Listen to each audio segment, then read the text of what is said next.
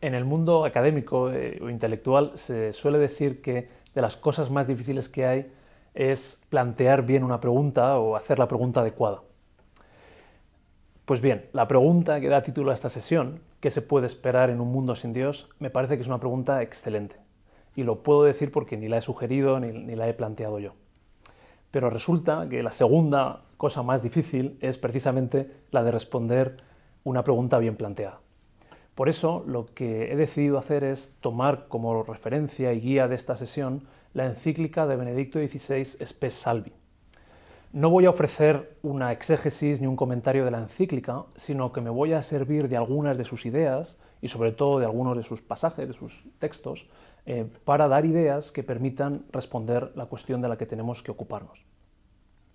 Desde un punto de vista práctico, el objetivo de esta sesión, al menos el objetivo que yo me he marcado, es el de que surja el interés en quienes asisten o escuchan esta sesión de volver a leer la encíclica Spes Salvi y considerarla desde los temas y cuestiones que se van a plantear en esta sesión.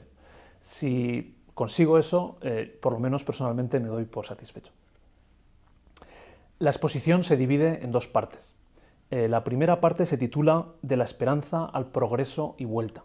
Y allí, de un modo breve, lo que explicaré es cómo surge con el cristianismo la noción de esperanza, cómo se desarrolla y sobre todo cómo se transforma en la modernidad y se convierte en la idea de progreso, y cómo en la época actual, que se puede calificar de posmoderna, esa idea de progreso moderna entra en crisis y cómo esa crisis de la idea moderna de progreso afecta a la noción cristiana de esperanza.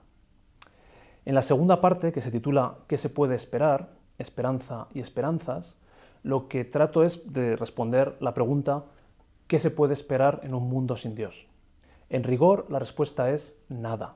Sin Dios propiamente no hay esperanza. Lo cual no quiere decir que alguien que no crea en Dios o que no le haya podido conocer o se encuentre en una situación de indiferencia no tenga ningún o no encuentre ningún sentido en su vida. Para explicar esto me serviré de una distinción que hace Benedicto XVI entre esperanza en singular y esperanzas en plural.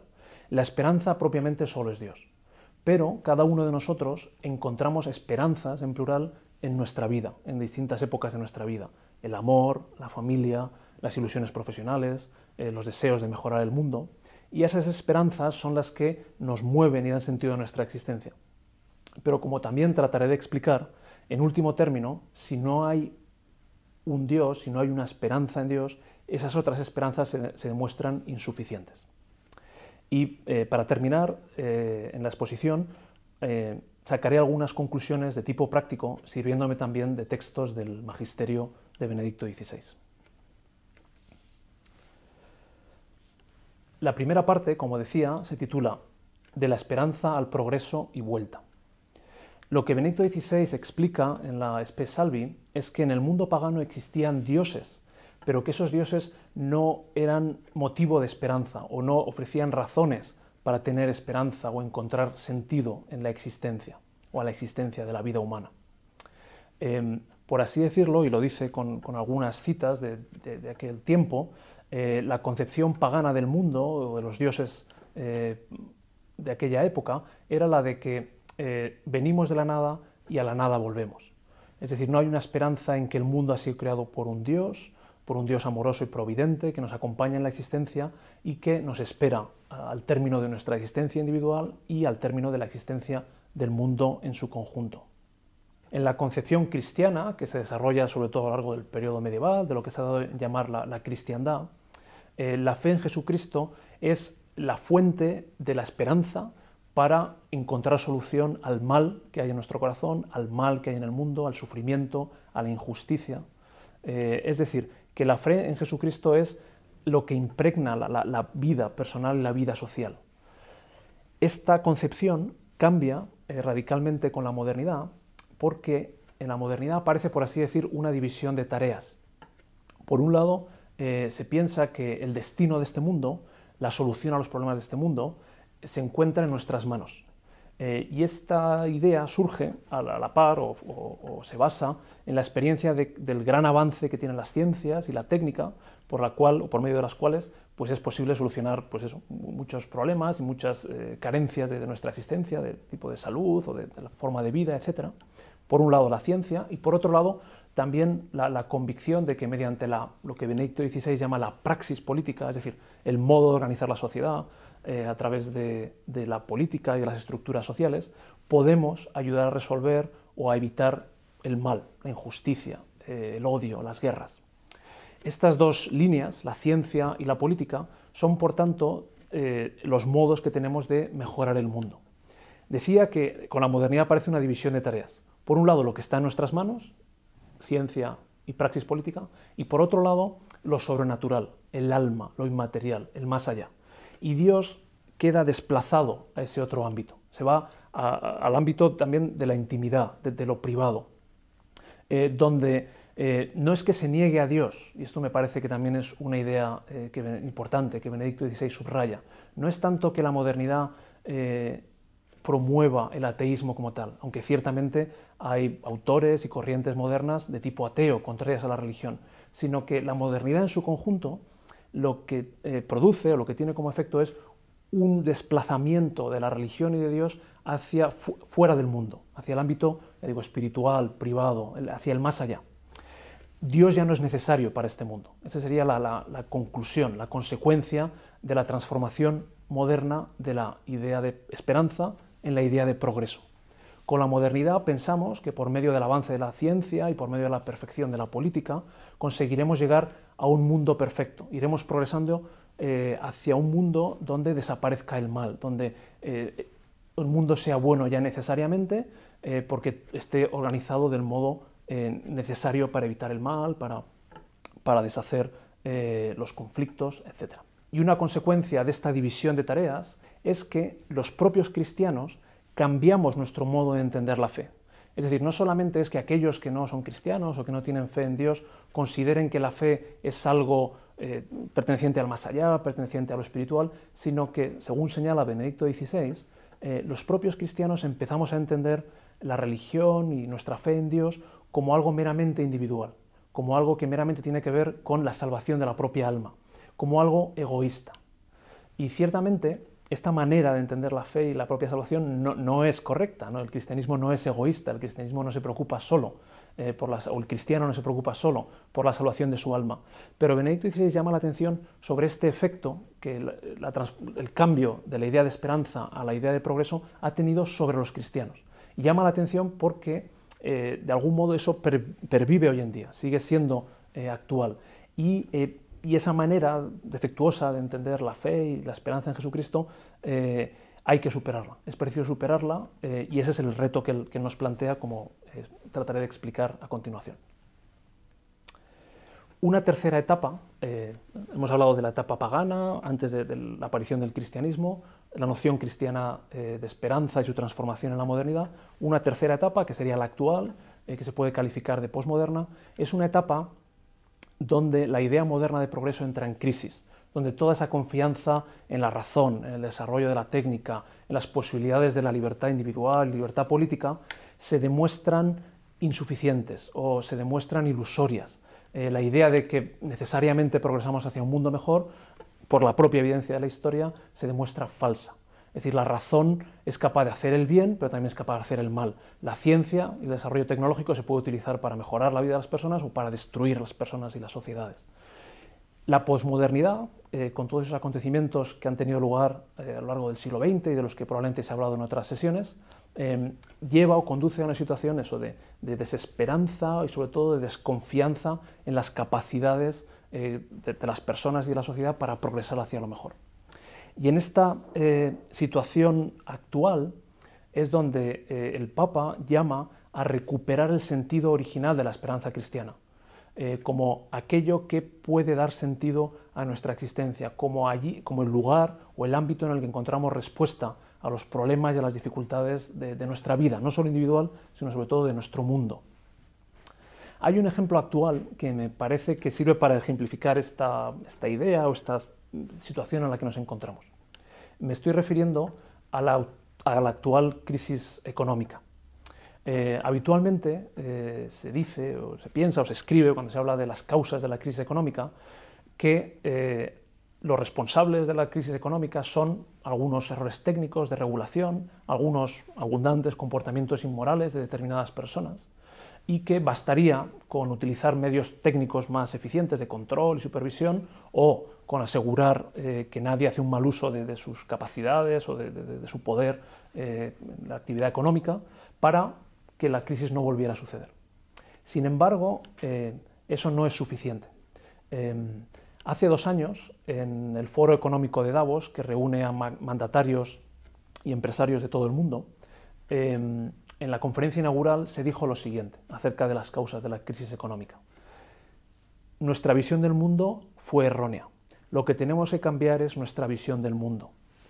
Es decir, que la crisis económica no simplemente es una crisis de ética, en el sentido de malos comportamientos concretos, o una crisis de deficientes instrumentos de regulación o de control, sino que ante todo es una crisis de concepción del mundo, es una crisis cultural, es una crisis de las convicciones que tenemos las personas y de aquellos principios que dan sentido a nuestra vida.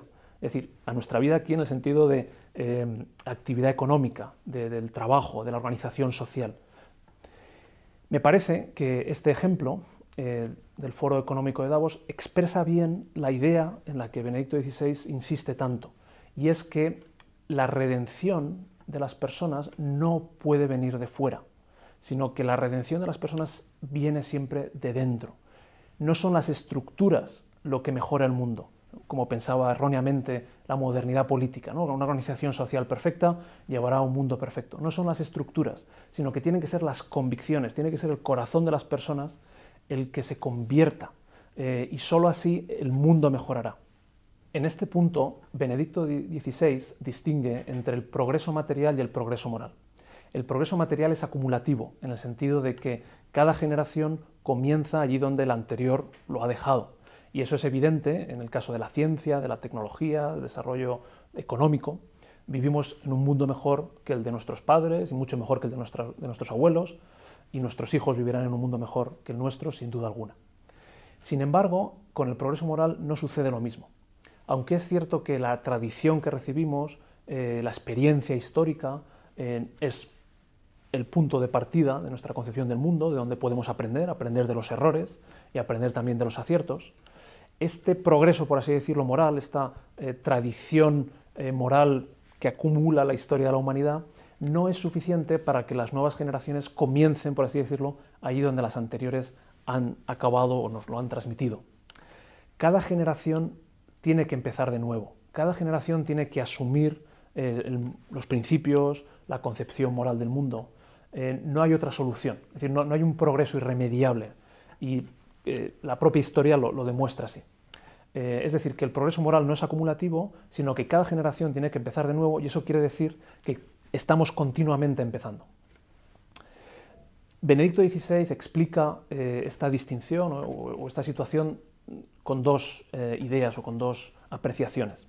La primera es la siguiente, y leo una cita de la Spes-Salvi, en el número 24. Dice: el recto estado de las cosas humanas, el bienestar moral del mundo, nunca puede garantizarse solamente a través de estructuras, por muy válidas que éstas sean. Es necesario unas convicciones vivas capaces de motivar a los hombres para una adhesión libre al ordenamiento comunitario. Es decir, no basta con organizar una sociedad perfecta si las personas que viven en ella no comparten o no hacen suyos los principios que organizan esa sociedad. Esta es la primera apreciación. Y la segunda es la siguiente. Dice así: puesto que el hombre sigue siendo siempre libre y su libertad es también siempre frágil, nunca existirá en este mundo el reino del bien definitivamente consolidado. La libertad debe ser conquistada para el bien una y otra vez. La libre adhesión al bien nunca existe simplemente por sí misma. Estas 2 apreciaciones de Benedicto XVI me parece que llevan, en el curso de esta sesión, a la noción del reino de Dios, o que nos permiten entender de qué modo la categoría del reino de Dios y de la instalación del reino de Dios ha de entenderse en las circunstancias actuales. O sea, por un lado, cuando pensamos en el reino de Dios, pensamos en un mundo regido por la ley de la caridad, por los principios evangélicos. Y solemos entender que eso depende de nuestro esfuerzo, de nuestras acciones, de nuestra contribución a la instauración de ese reino de Dios. Y eso, sin duda, es muy cierto. Es decir, que Dios cuenta con nosotros para mejorar el mundo. Precisamente porque no debemos preocuparnos solo de nuestra salvación, sino que debemos preocuparnos de que los principios cristianos, que la caridad impregne las estructuras sociales.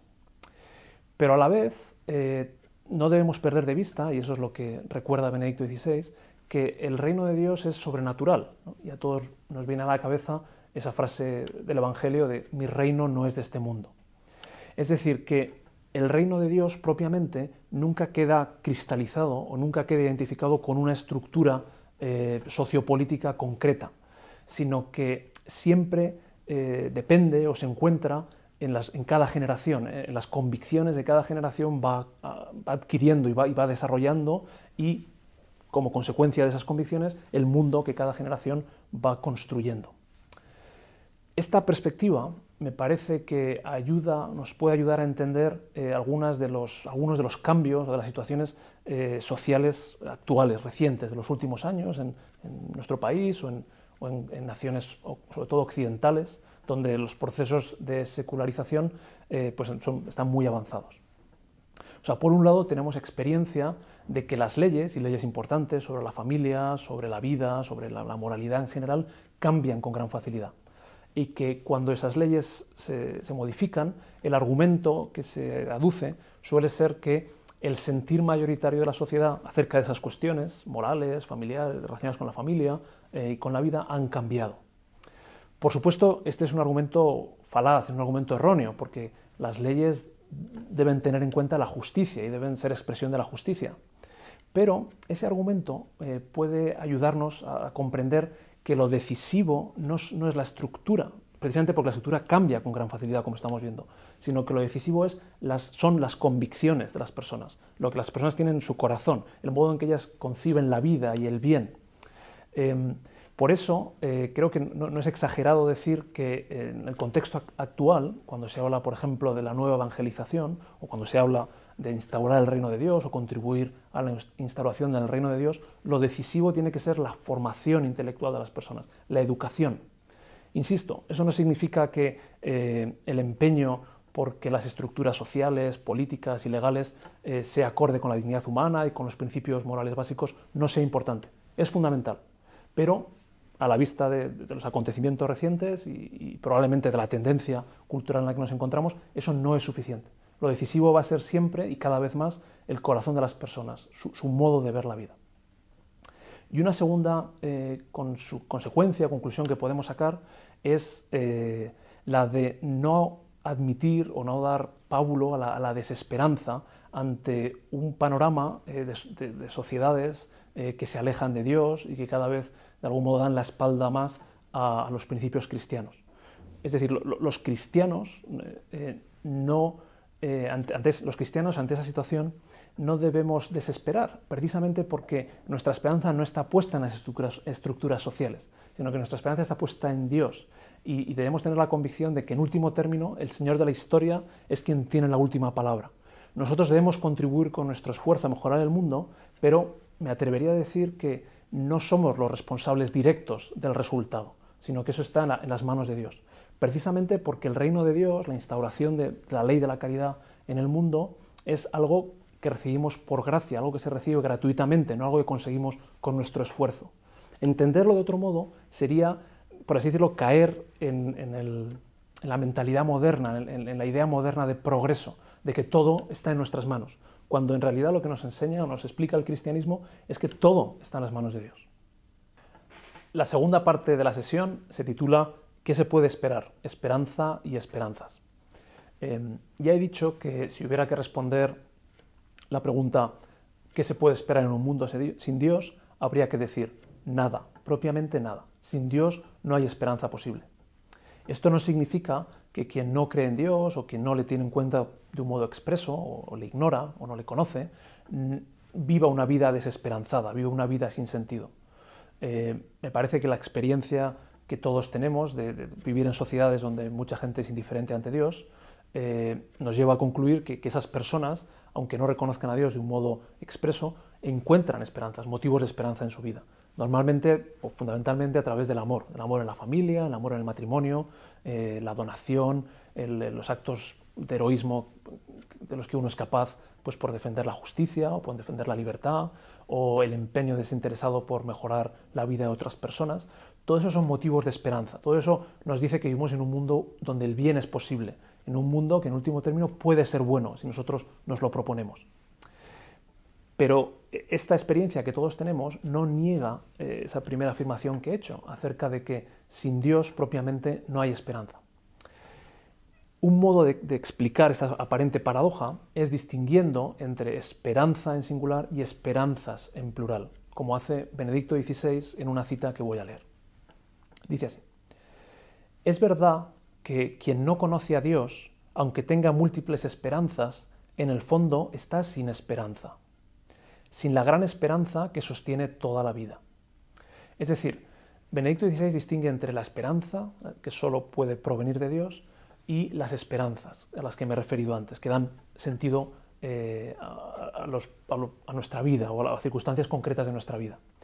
Todos tenemos experiencia de que en cada etapa vital hay algo que llena o que está al final como una meta, ¿no? Puede ser pues, el descubrimiento del primer amor, puede ser la familia, puede ser el desarrollo profesional o ciertos objetivos profesionales, puede ser la contribución a mejorar la sociedad de diversas maneras.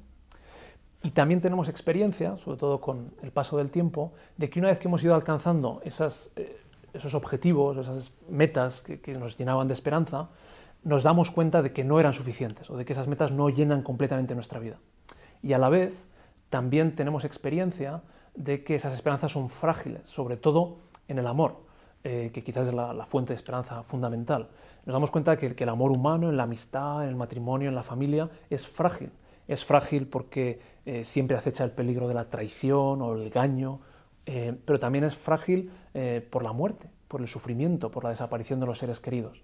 Y en esas circunstancias, digamos, donde nos desengañamos, donde eso que nos llenaba de esperanza desaparece o entra en crisis, nos ponemos en una situación donde, por así decirlo, o encontramos a Dios como la fuente de la esperanza o concluimos que no hay esperanza.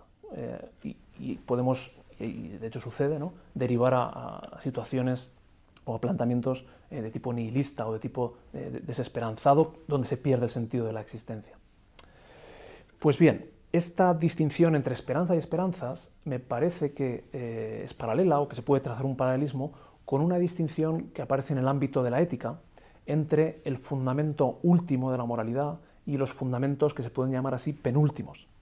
En la Veritatis Splendor se dice que Dios es el fundamento último de la moralidad, en el sentido de que es necesario que haya un Dios trascendente, que funde el bien y que sea también la razón última de nuestro actuar moralmente bien, moralmente bueno.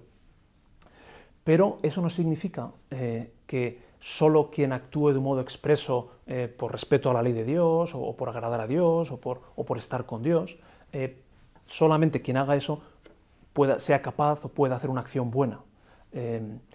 Hay otros fundamentos penúltimos, la dignidad humana, nuestra capacidad racional, la capacidad de desinteresado amor a los demás, de donarse, de donación de una persona a otra.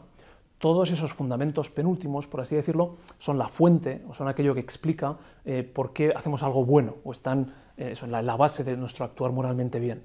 Y que incluso quien desconoce a Dios o le ignora puede actuar moralmente bien. Juan Pablo II repite esta idea en diversos lugares. Pero el que no sea necesario tener en cuenta de un modo expreso a Dios en cada una de nuestras acciones buenas no niega o no significa que Dios no sea el fundamento último de la moralidad. Sin Dios no habría moralidad. Hay una frase o una imagen que utiliza Spemann, quizás un poco extrema, pero clara, que es la siguiente. Spemann se pregunta: si no existiera Dios, ¿a quién le importaría que el mundo se destruyera? Es decir, que nos destruyéramos unos a otros, que nos aniquiláramos mediante la guerra o la destrucción total. Si no hubiera alguien a quien le preocupáramos, si no hubiera también, dice, alguien ante quien clamara la sangre de los inocentes, en último término, ¿qué razón habría para respetarnos? ¿Qué razón habría para pensar que es bueno contribuir a que este mundo mejore, a que este mundo sea bueno? Ya digo, es una imagen extrema, pero me parece que expresa bien y que capta esta idea de que es necesario Dios, un Dios personal, un Dios trascendente, para fundar la moralidad, para explicar, en último término, la posibilidad del bien y la necesidad de actuar, y la obligación de actuar moralmente bien. Pues bien, esta distinción entre fundamento último y fundamentos penúltimos en la moralidad es paralela a la que hay entre esperanza en singular y esperanzas en plural.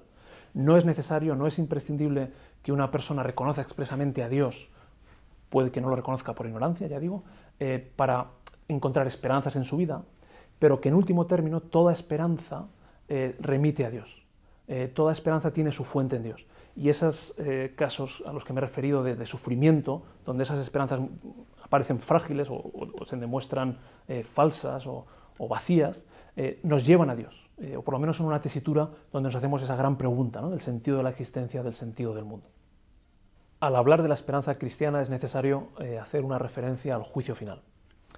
Benedicto XVI insiste en que la concepción que los cristianos tenemos actualmente del juicio final no es habitualmente la completa, sino que ha quedado reducida a la preocupación por la salvación del alma personal. Esta reducción tiene su origen o se debe a esa transformación a la que ya hemos hecho mención antes de la esperanza cristiana en la idea moderna de progreso, de modo que lo sobrenatural y Dios quedan fuera del mundo, de tal manera que ese juicio final tiene que ver fundamentalmente con mi salvación, con saber si yo realmente he cumplido los mandamientos, he vivido de acuerdo con lo que Dios esperaba de mí. Esta reducción lo que hace es olvidar o por lo menos oscurecer la otra dimensión que también está presente en el juicio final, y es la del mundo en su totalidad. Es decir, en el juicio final Dios vendrá a poner, por así decirlo, la última palabra de la historia. Y a lo que nos llama Benedicto XVI es a recuperar este otro sentido tan decisivo de la concepción del juicio final y, en consecuencia, de la concepción de la esperanza cristiana. Dice Benedicto XVI que hay dos ámbitos o dos nociones donde esta concepción del juicio final es fundamental. La primera es la que tiene que ver con el sufrimiento y la segunda es la de la justicia.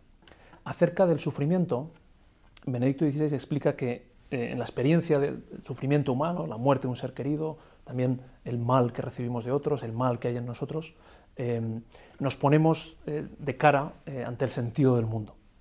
Y lo que señala es que solo un Dios que ha querido encarnarse y sufrir y además utilizar ese sufrimiento como muestra de su amor por nosotros, solo un Dios que ha hecho eso es fuente de esperanza ante el sufrimiento, ante la muerte que todos experimentamos en nuestra vida.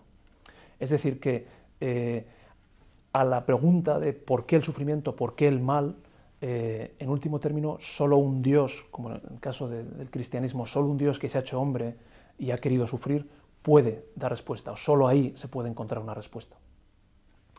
Por otro lado, acerca de la justicia, lo que dice Benedicto XVI es lo siguiente: la injusticia no puede ser la última palabra de la historia. Y añade, leo, estoy convencido de que la cuestión de la justicia es el argumento esencial o, en todo caso, el argumento más fuerte en favor de la vida eterna.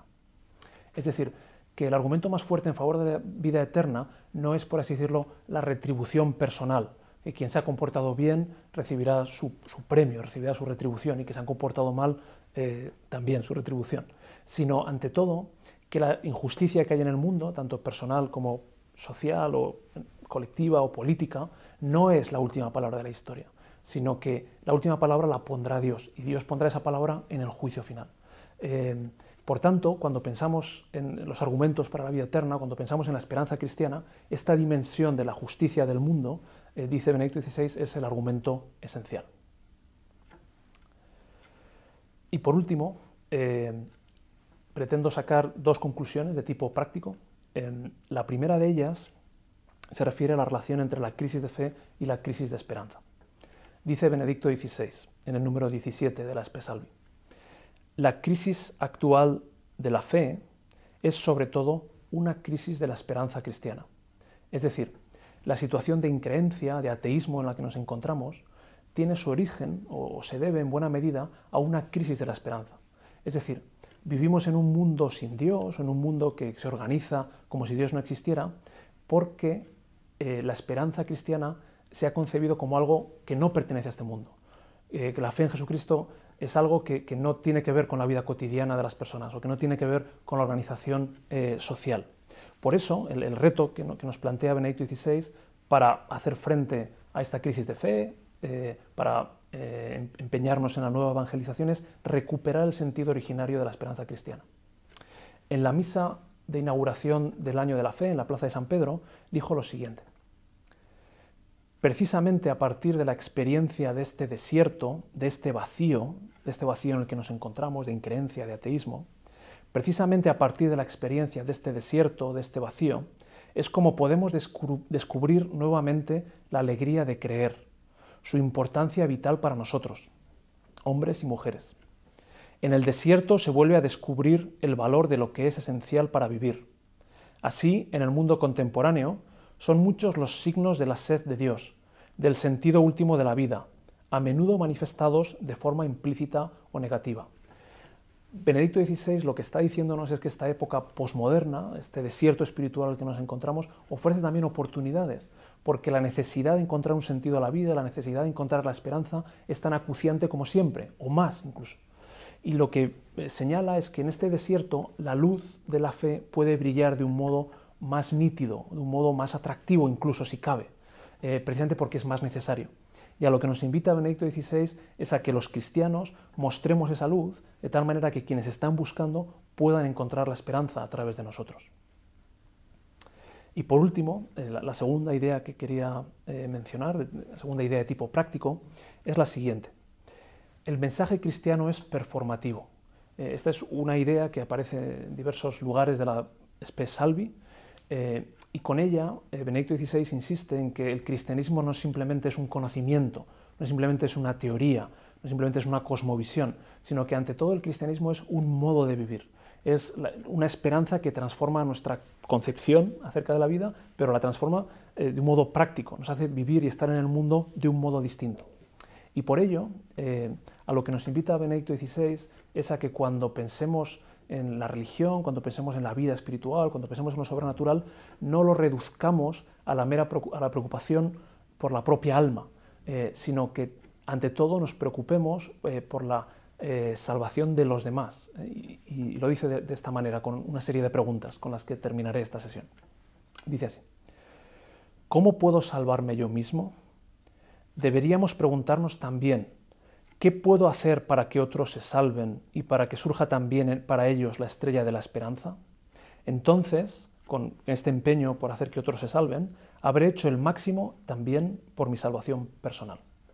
Muchas gracias.